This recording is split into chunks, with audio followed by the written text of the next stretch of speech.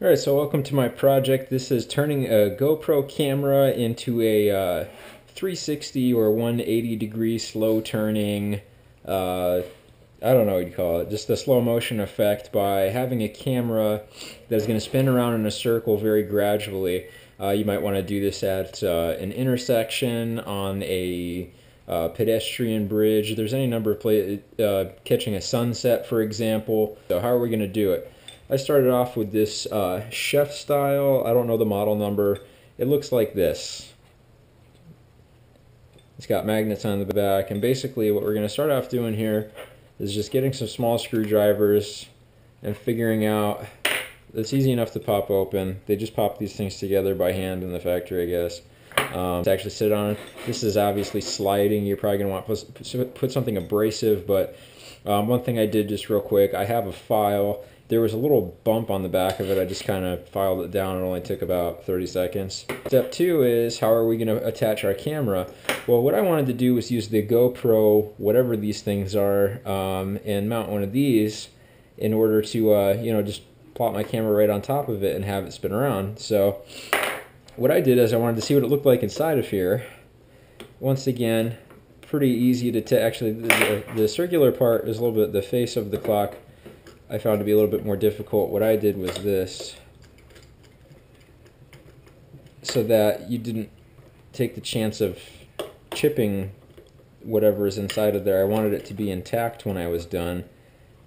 I didn't want to have to deal with a broken surface of some sort, so there we go. Now when we get to the inside here, what you have is a little thing that held this on. I don't know what you'd call that. And there's a gear inside of there, and that's going to be important to know in a second. So just as a test run, I thought, does this, like, it does. You could actually fit it in there, but of course it's not being held on. Cue the super glue. Since I'm going to basically super glue this mount on here and I'm just done with it, and I ordered a new one to make up for it, I took a file here and just tried to give myself a little bit more of a flat surface to work with, just to put more surface area from here that's going to connect with there. So now this next segment is going to be a little bit tricky, because you're going to want to go ahead and pour out some of the super glue that you're working with to see how easy it is.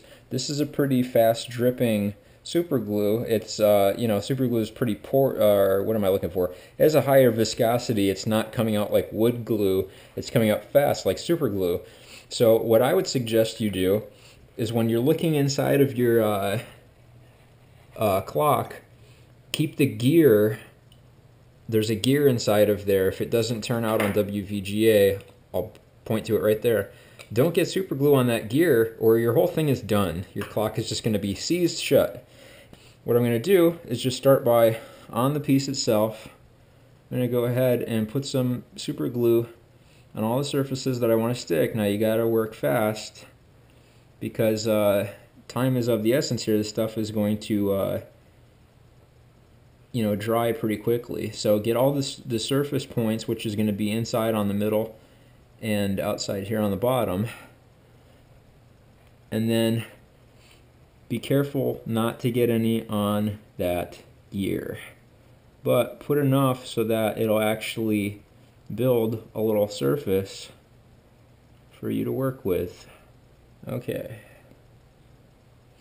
and now, before it's completely dry and everything, like I said, keep it away from that gear, but just try to get in there and just try to put in enough that you're going to make good connections.